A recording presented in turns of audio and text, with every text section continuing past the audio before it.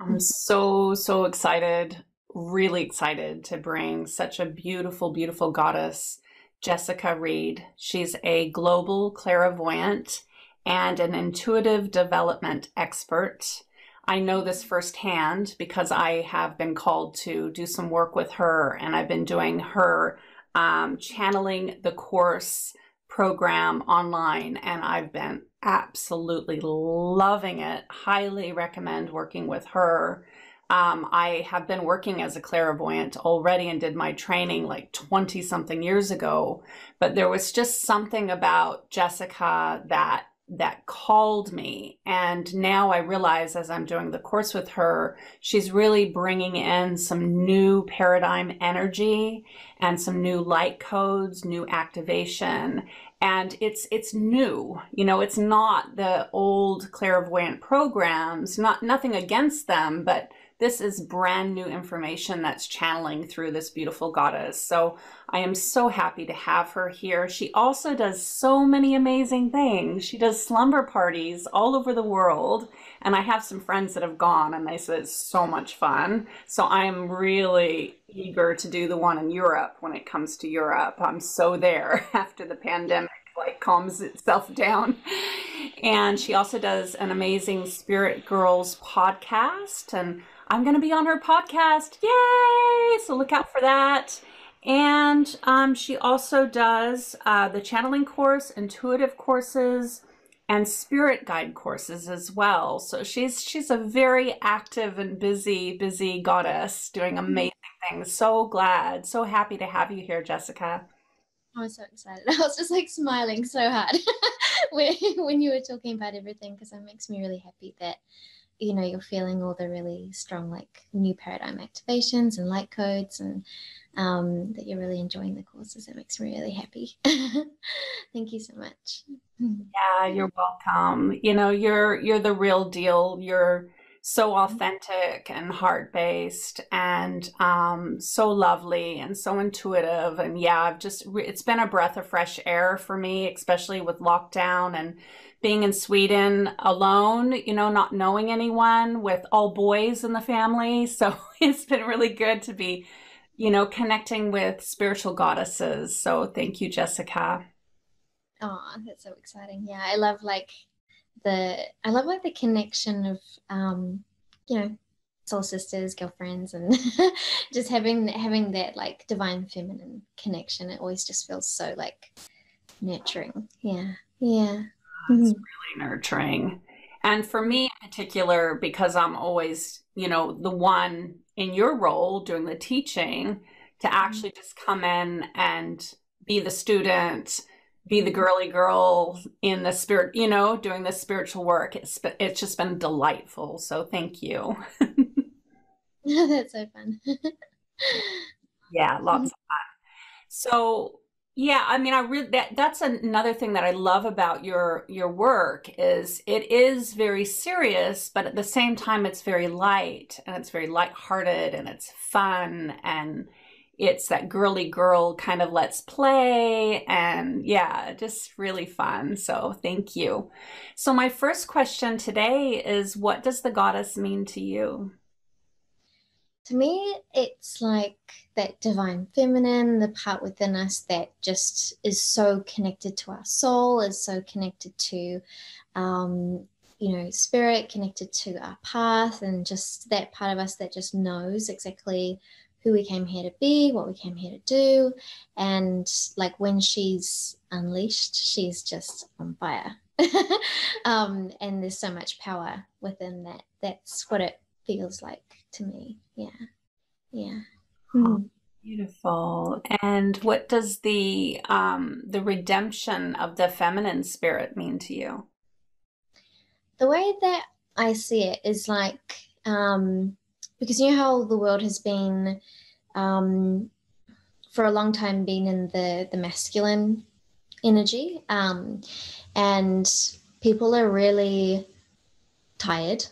People are really exhausted. They're sick of like always trying to get somewhere, like always trying to live their life path, and putting so much pressure on themselves and comparing each other, and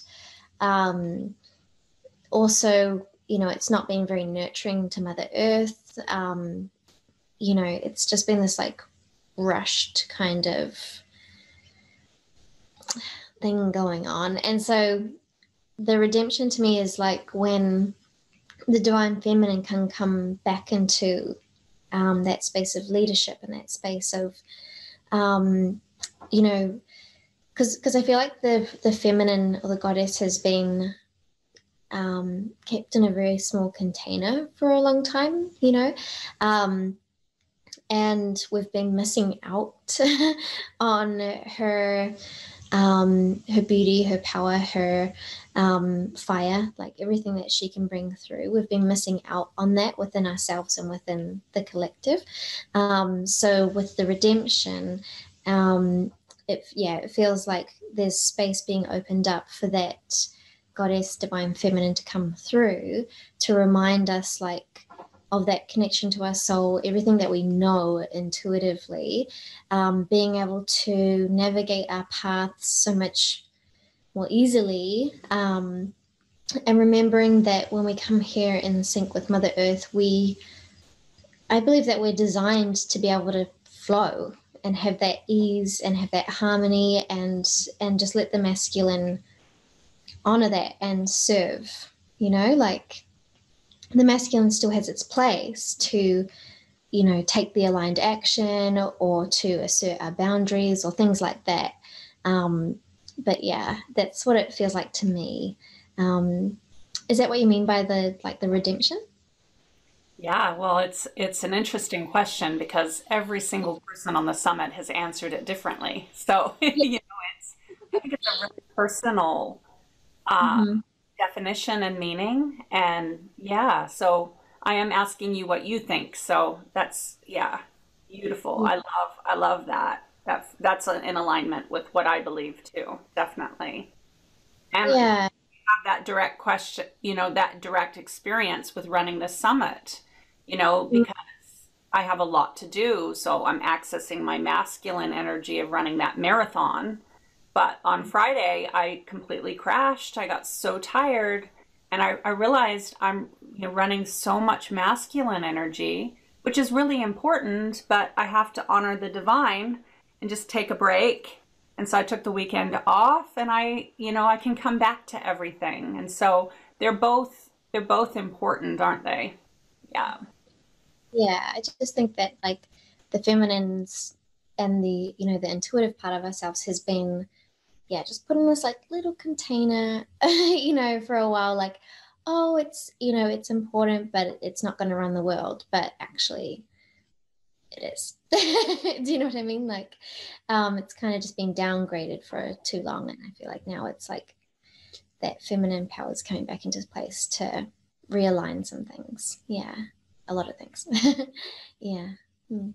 I absolutely love that description of it being put in a little container.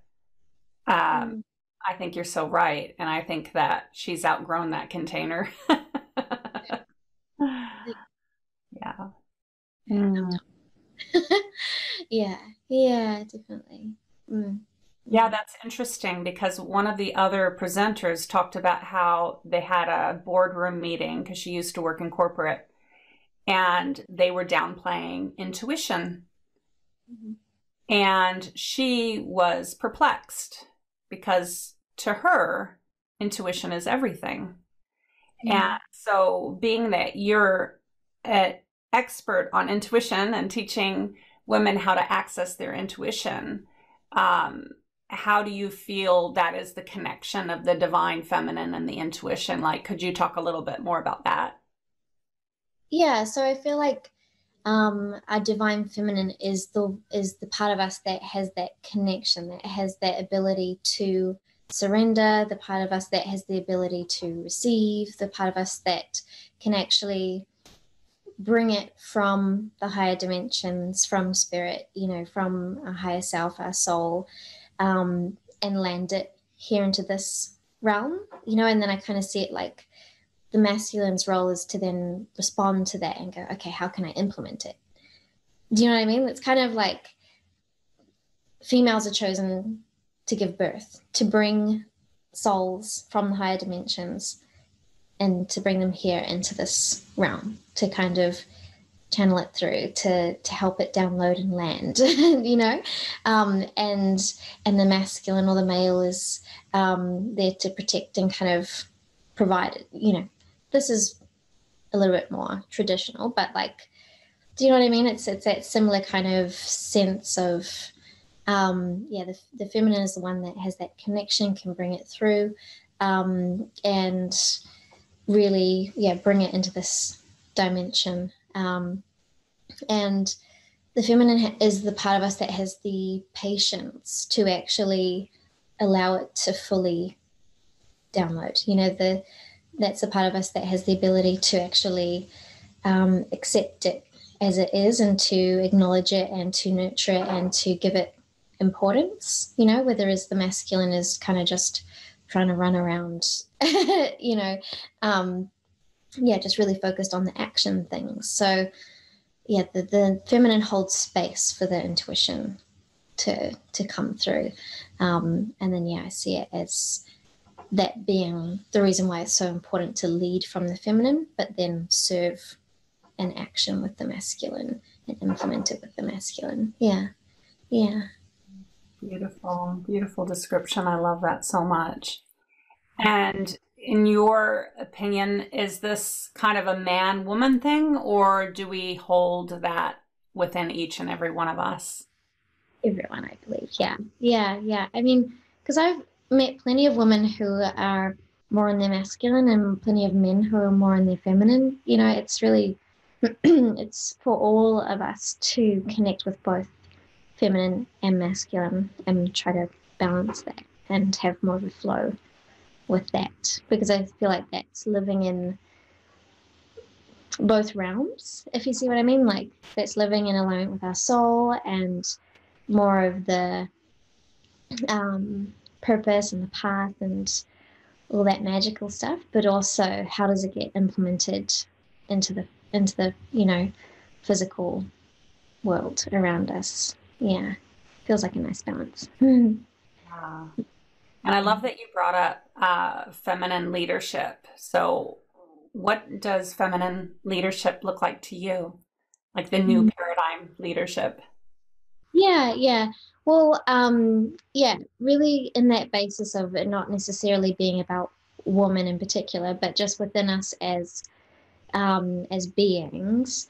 Feminine leadership to me feels like you honor what is actually being pursued, like what you're, you know, leading in, or what you're pursuing, what you're creating, what you're putting out there. You're honoring it enough to actually connect with it energetically, to really feel into it, to receive intuitive insight as to how it would best, you know, be channeled, and also doing so from a space that feels nurturing, that feels soft, that feels gentle, that feels loving, that feels, you know, warm in all those ways, first and foremost. And then, of course, there are those masculine roles of actioning it, but it feels like you're coming from that feminine space that's leading it. And I feel like it's also about, say, for example, masculine leadership feels like just the end goal and just the product or the result, and not a lot of consideration or compassion for what may be affected in the meantime. Kind of like how we've for a while been like bringing in all this new technology and all these advancements and all these things, but kind of disrupting the planet and a lot of, you know, things just like natural health and whatnot in the process, but it hasn't really been considered, or it's not really come from a very compassionate, nurturing, like space. Do you know what I mean? It's just very, very much like make it happen, get the result, the goal, make the money, whatever it is, and not much care for what happens, in the process. Whereas, the feminine leadership feels like everything's considered and everything's coming from that space of like what actually feels in alignment and feels good and feels energetically like it's honoring all the components. Does that make sense? Yeah. Yeah. You know, as you were explaining that, I thought, I can't remember what the movie's called, but it's the movie about Teflon. If you haven't seen it, you've got to see it. I'll ask my husband what the movie's called, and I'll put it in the summit information too so everyone can watch it. But it's the history of Teflon, and that, you know, they put the Teflon on there. It's very masculine, like, you know, great invention. Like, put some plastic on the pan and then you don't burn the eggs and then you don't have to use as much butter. And like, it was this huge thing, I think, in like the 70s or 80s. And like, but in the meantime, like they were contaminating the earth and poisoning farms and like doing so much damage. So I just thought of that when you were talking about that, you know, of how if we were being intuitive and connected to the earth and to the planet, like we wouldn't be poisoning animals and each other and like doing so much damage. Yeah, kind of like when you see someone, for example, who's an entrepreneur who's creating a product that feels really purposeful to put out into the world, but in the process they've considered, okay, like, am I ethically sourcing from in an ethical way? Am I supporting smaller businesses, or am I making sure that the people that I'm you know working with in terms of manufacturing and whatnot, like, are they being paid fairly? Is the packaging eco-friendly? Is the product non-toxic? Like, just all those kind of things. It's like you can put your with your feminine leadership, you can create something, put your thing out in the world while honoring everything that's in the process, not just like, I'm just going to make this product, make the money, and turn a blind eye to all the unethical, not eco-friendly, toxic parts in the process. So that's just an example, but that's kind of what it feels like to me, is there's that feminine consideration and compassion and overall tuning in and feeling what is really best for everyone and for the highest good, and knowing that you don't have to that doesn't mean that you have to sacrifice the success. It can still be just as successful, but just doing it in a way that feels more aligned. Yeah. Yeah.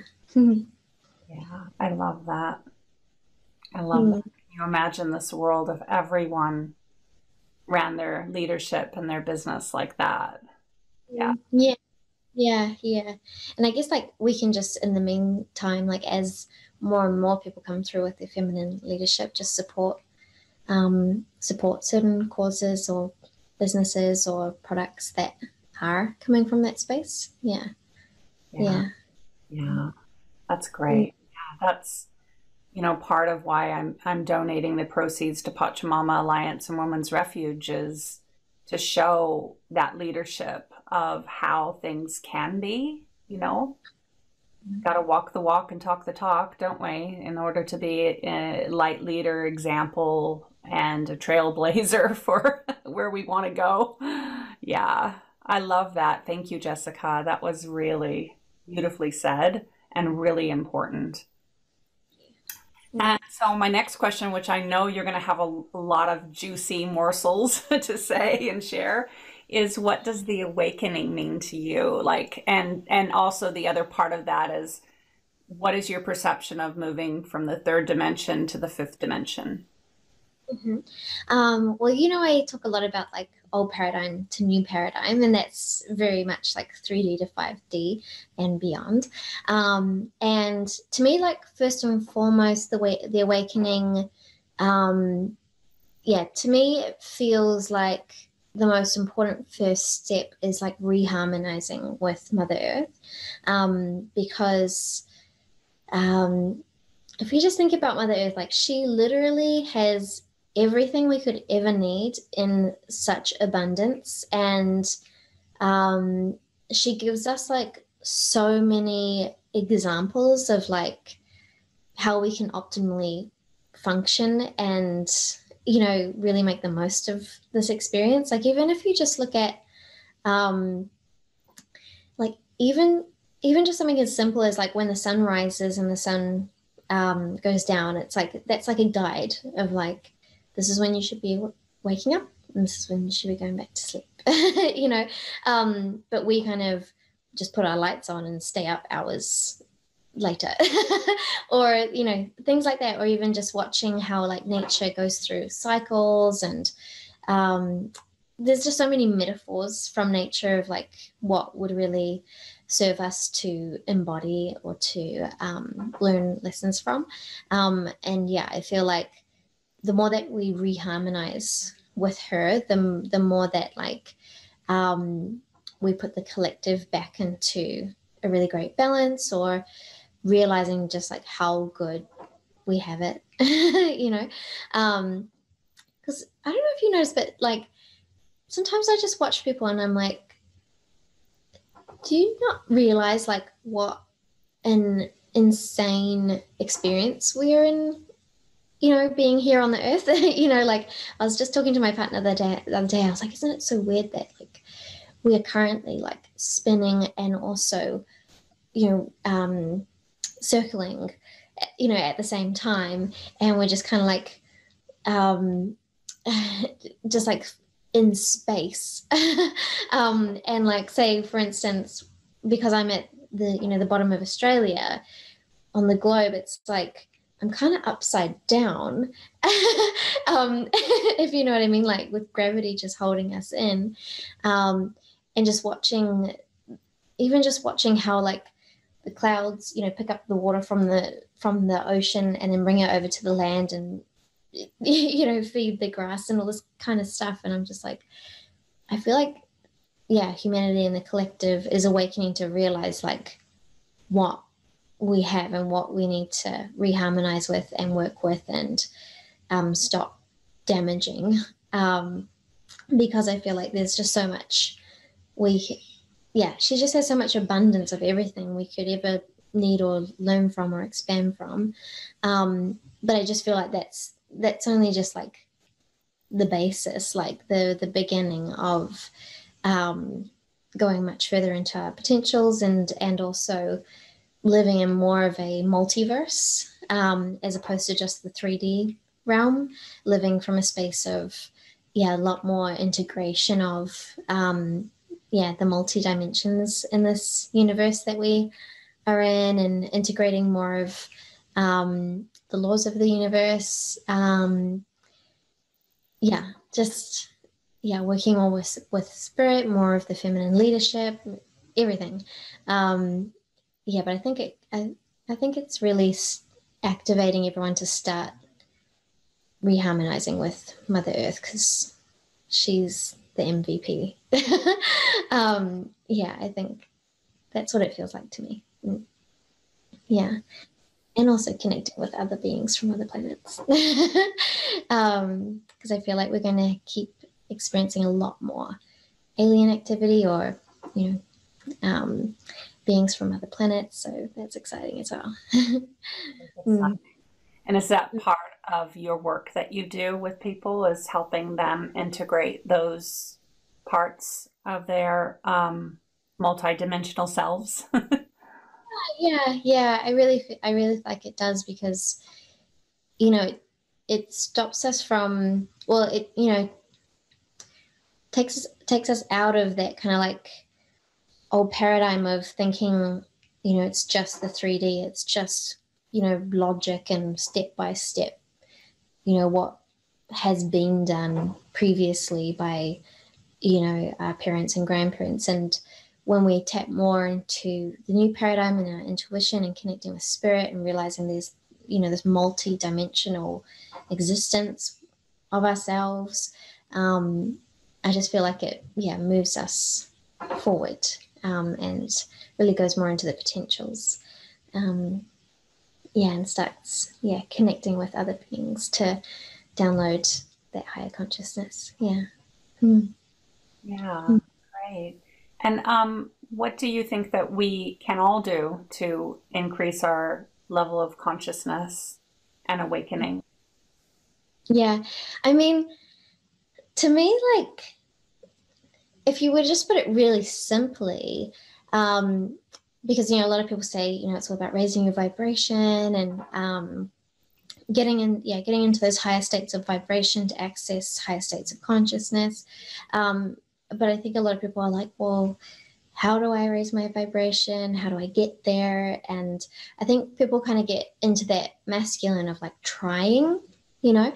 But for me, it feels a lot more just like sinking into, you know, playfulness and enjoying ourselves and having fun and like um, realizing that our true soul, our true nature, our true essence is really, really high vibration already, but we've just been kind of like distracting ourselves or resisting it or thinking that we have to do all these other things in life, you know, so it's not really about like reaching that higher vibration or reaching that high consciousness. To me, it feels more like sinking in or melting into it and allowing it because it's already our natural state and essence. Does that make sense? Like, and it that feels a lot easier to just realize like, oh, if I just like sink in and I just stop resisting it and I just have fun and I just, you know, be playful or do what, you know, lights me up. It's like, oh yeah, it's already there. As opposed to something that you think is like up here and like way away from yourself. So yeah, I feel like just getting into that state automatically accesses those higher levels of consciousness. Because, you know, when you're doing something that is really fun to you, that feels like you're totally embodying your soul and you're enjoying yourself, like things just download, you know, like you just realize things. You just access those higher parts of your consciousness because you're just not resisting it. You know, you're not keeping yourself in the 3D trying to do things so logically. You've just let go of that and you know, you just sink in and let it download. So I think it's good to realize that it's more simple and more easy than a lot of people make it out to be. And yeah, it's more natural than something that we have to really try for. Yeah. I love Mm. that description so much. It reminds me of my early days of, you know, going and doing Vipassana, 10 days silent meditation and sitting there and every part of my body is hurting and in pain. And I'm like, I will meditate. I will get to higher consciousness. And, you know, in like this agony of like really like punishing myself somehow. And then having other experiences where I go to dance class and Mhm. ecstatic dance and just being totally in the flow and like you said, like channeling all this information and so much joy and feeling good. And like that to me was much more enlightening than like, I will meditate.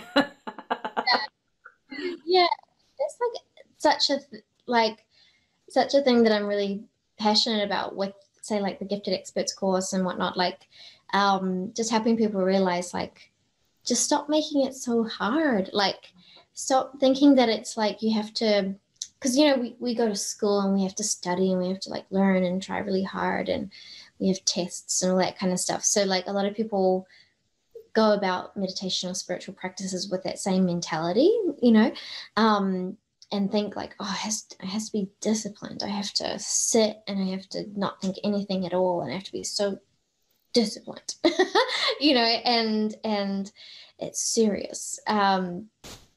But yeah, I just find that people get into a much more open or meditative or peaceful or high vibe or enlightened state of receptivity when they just it's like, just do something that makes you feel good. Like, just do something. It doesn't have to be disciplined. It doesn't have to be serious. It doesn't have to be, something that takes you hours or anything. You don't have to starve yourself, like all that kind of stuff. Like, just do something that makes you feel good.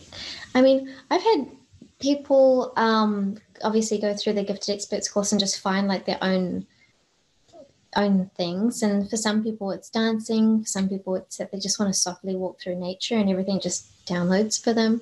Some people, they love to have orgasms and have downloads, because they're in such a state of their feminine and pleasure and just being open. Like, they've just realized, like, oh, it gets to be fun. Like, it gets to be something that I enjoy. Like, this isn't a process of being really disciplined and studying really hard and doing all the things right.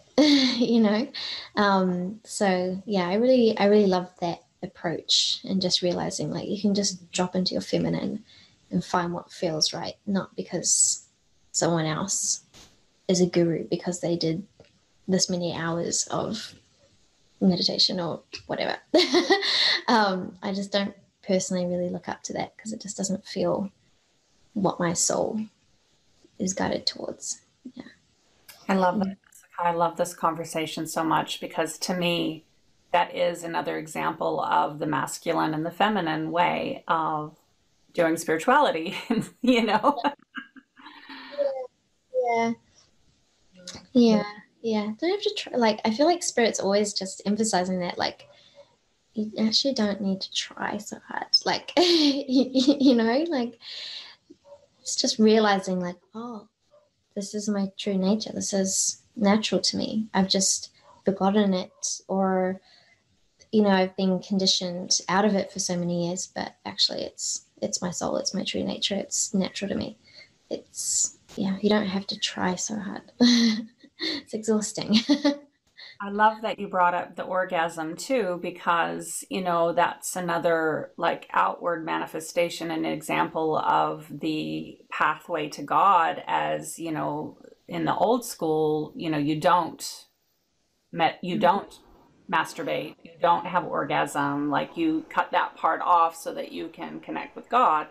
But the feminine is like, no, actually the orgasm is the goddess, like, and that expansion. And I know personally for myself, if I try to have an orgasm, it's not going to happen. But if I can let go and surrender, then that's a completely different experience. And then I can connect in with the cosmos, the universe, and everything through that experience. So I love that. And as you were talking, I thought about a time when I was about 15 or 16.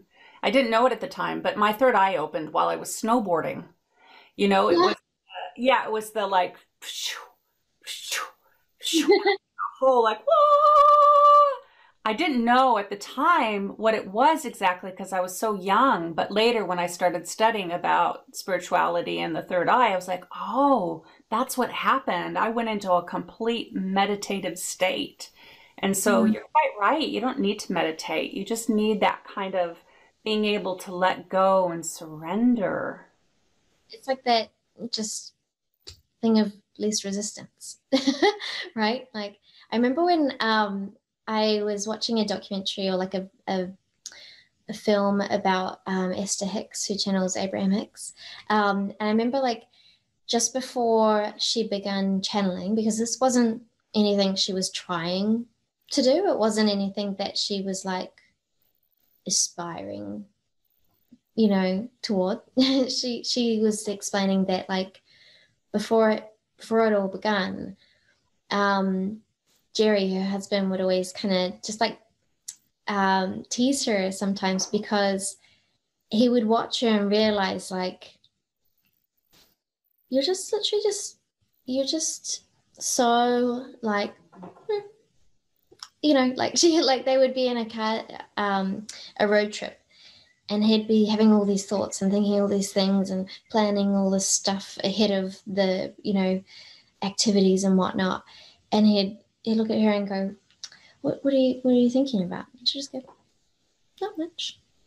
Not, yeah, not much. I'm just watching enjoying kind of thing. And he was like, you can't just, that's not possible. She was just like, like, I don't know what you want from me. Like, you know, and he would always tease her and just giggle and be like, just so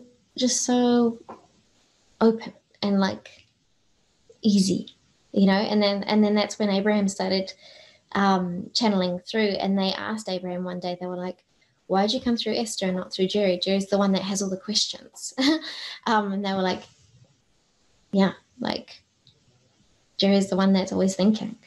But Esther was relaxed. She was less resistant. She was open. She wasn't thinking too much or in her masculine. She was just there to channel through, you know. So I think that's a really good example of,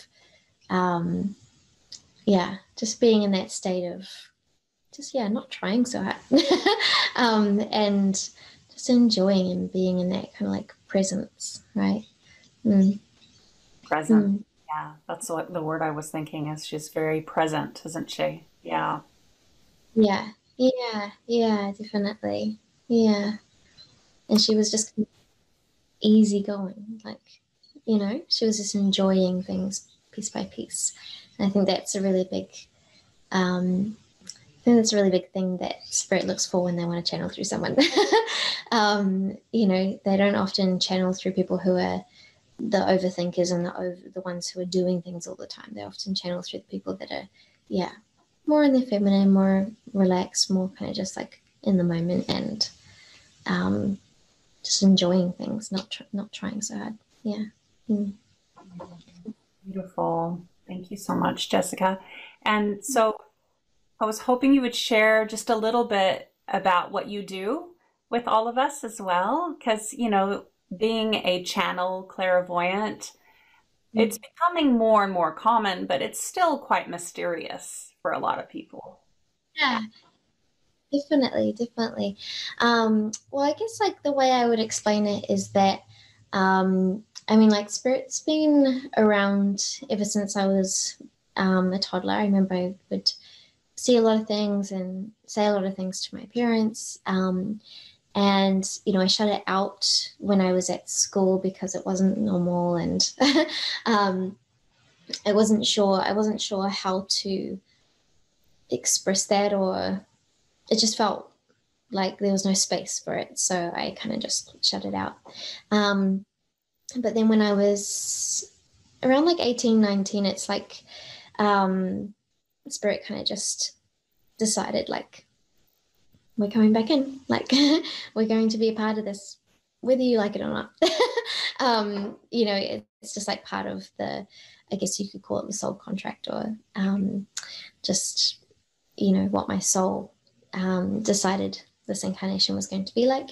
And yeah, the reason why I call myself clairvoyant is because even though I work intuitively with all the clairs and all the different senses, the clairvoyance, which is the visual, that's what comes most often, most naturally, and most easily for me. And so primarily when I'm working with my intuition, either for myself or for someone else, I'll get visions through my third eye, along with other certain like messages and knowings and feelings. And with the channeling, that's more so when I'm allowing spirit to really come through and do some of the work that they don't really need me to be the middleman for, or middle woman for. Sometimes there's certain trainings or certain courses or creations that they want to just channel through me and put out into the world for those who are ready to receive it. And so that's when,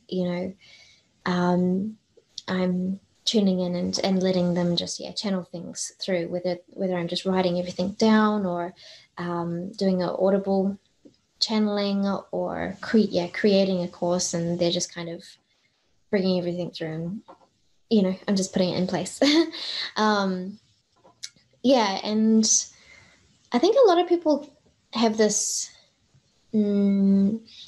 misconception that like,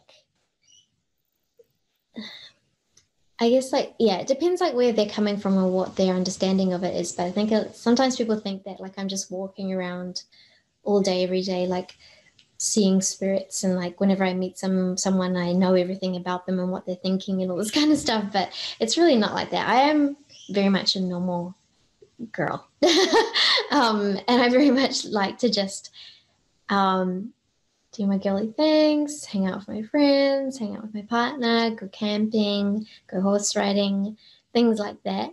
Because obviously we still need to be integrated here on Mother Earth in this human experience.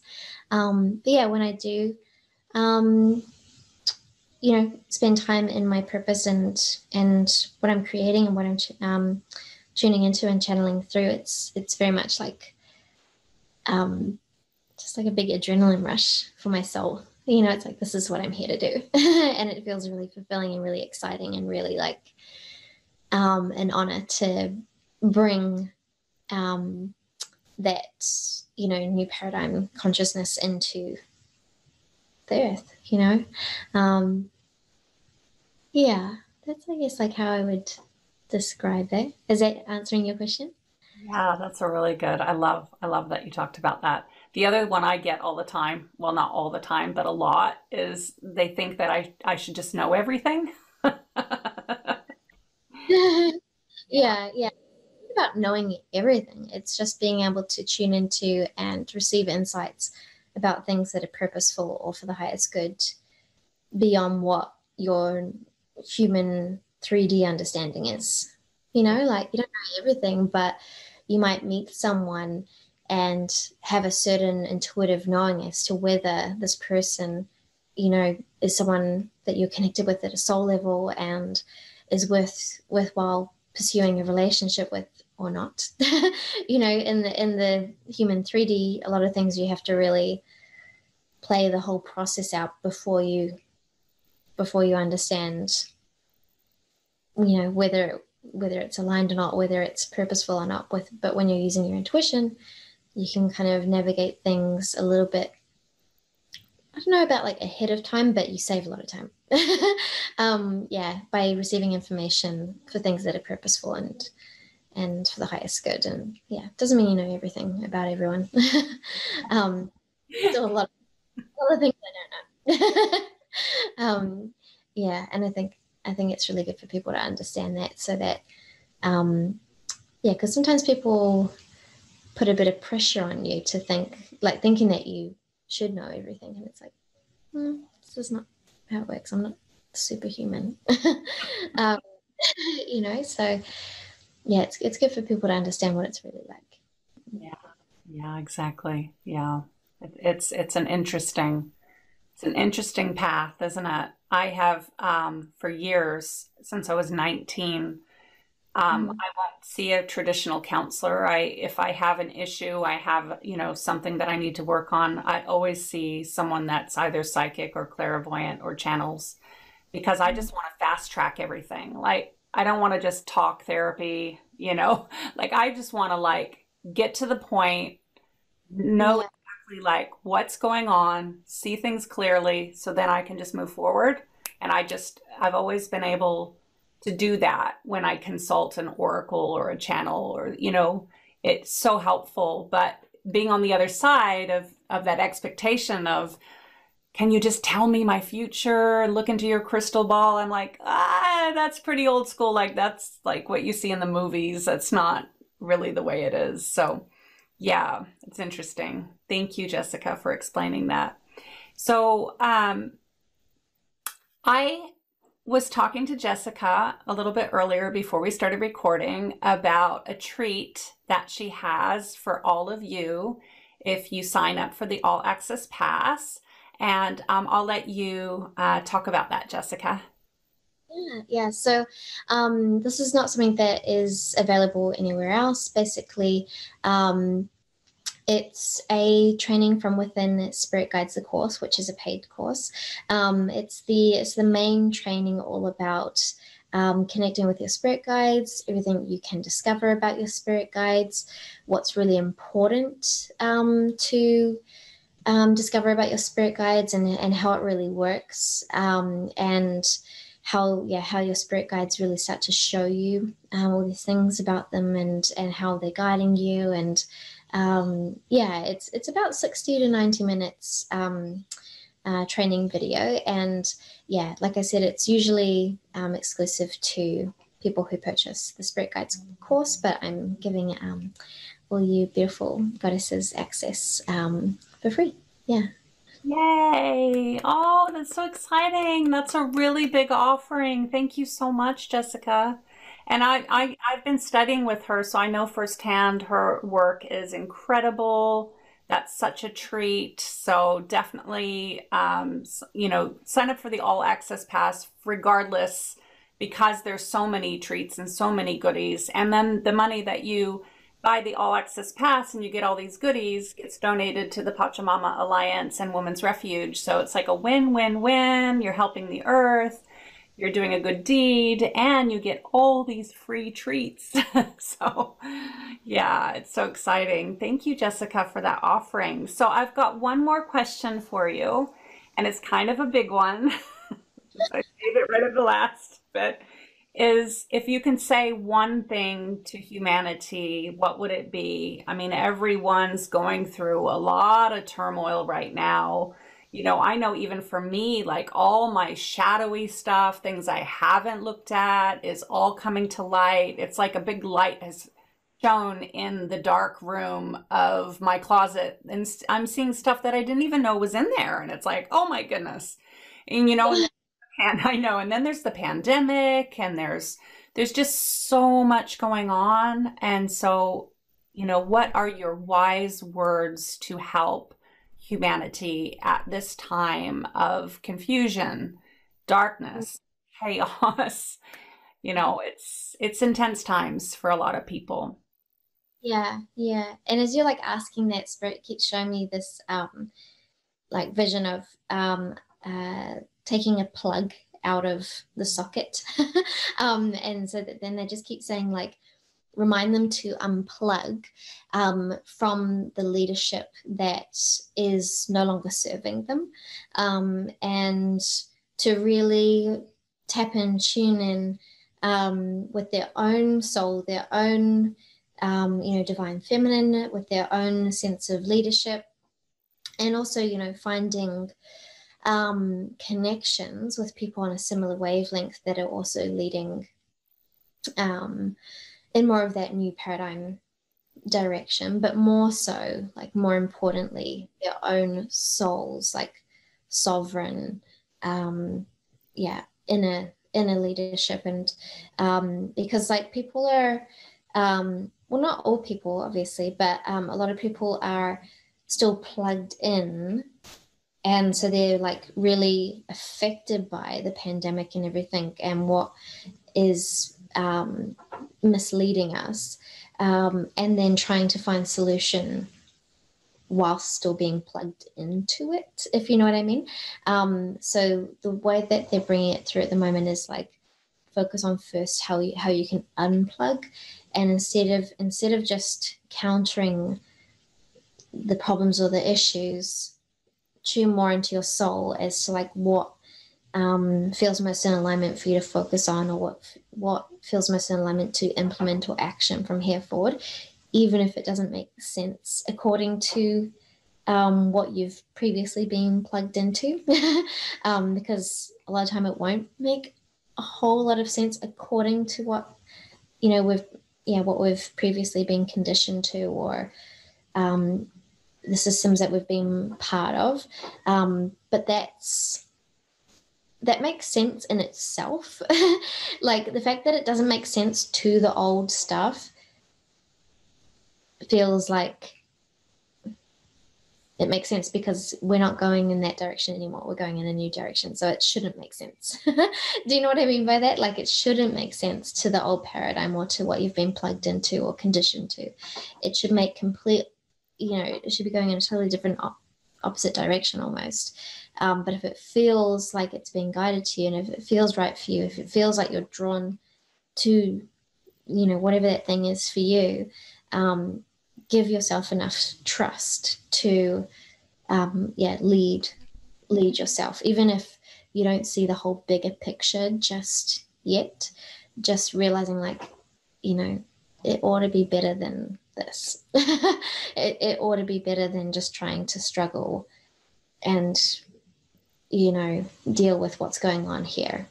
And just, remembering that when it comes to your intuition and your logic, a lot of people treat their intuition like it has to get logical approval, but that just really, if you really think about it, that doesn't make sense, because your intuition is always going to go far beyond the logic or the probable or what's happened in the past. The intuition is always going to go far beyond that.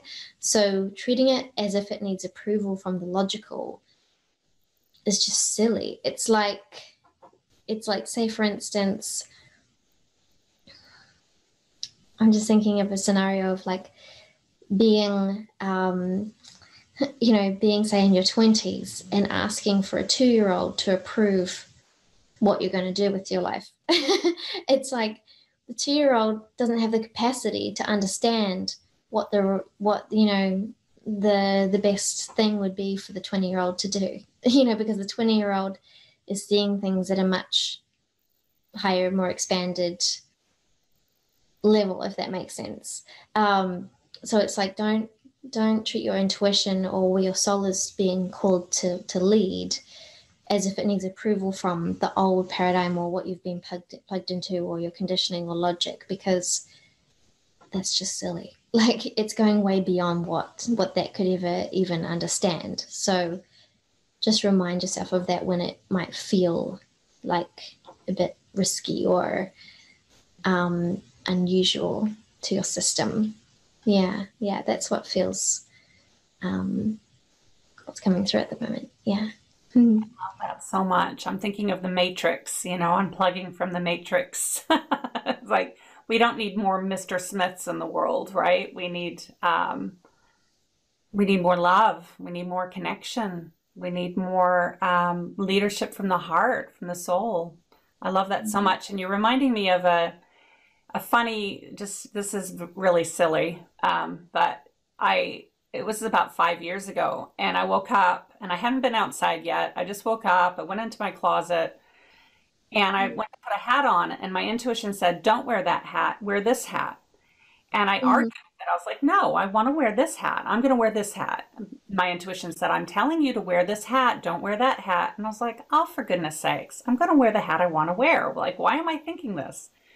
So I argued with my intuition. I didn't listen. And I went out, and I lost my hat because it was a windy day, and the hat blew into the middle of the river. And here I am I grabbed one of those big lifesavers, and I was like trying to save my hat. And it was just like, nope, it's gone. And my intuition was like, I told you, but you just didn't listen.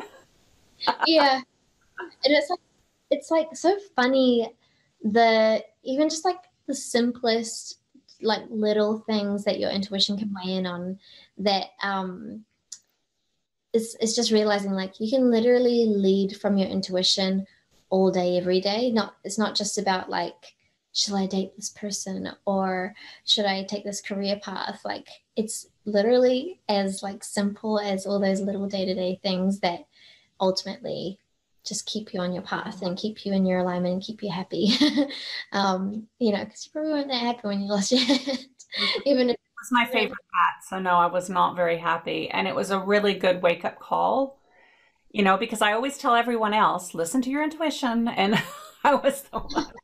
And that's like one of my, my shadows that I'm looking at, is even though I teach people and I talk about it, like, I don't always do that. And that is something that I've had to really address during this time. Because like you said, it's every moment. It's all the little moments that add up. It's like all the drops add to an ocean. yeah. Yeah. Oh, that's such a good example. Yeah. Yeah, thank you. That was really enlightening and beautiful. And I just love the way you um that you deliver all your messages because it just feels light, it feels playful. Like you're such a beautiful light leader. Thank you so much for being part of the summit. I'm really, really honored that you've been part of this. Thank you. Is there any last and final words? Mm, honestly, it just feels um, like when you ask that, I just am hearing the word trust and like just reminding everyone to just like challenge themselves to just trust anyway. You know, say for example, with like your example with your hat, like you might not have ever understood, like if you followed that, um, and you did put on the other hat, you might not have ever understood why it wasn't so important to wear that hat that day. Like you wouldn't have known like, oh, if I wore the other hat, I would have lost it in the river. But like you just trust it anyway. Like you've got that hindsight to realize, yeah, I could have gone with it, trusted it, and I probably would have never really understood why it was so important. But yeah, in your hindsight, from your experience, you do understand why.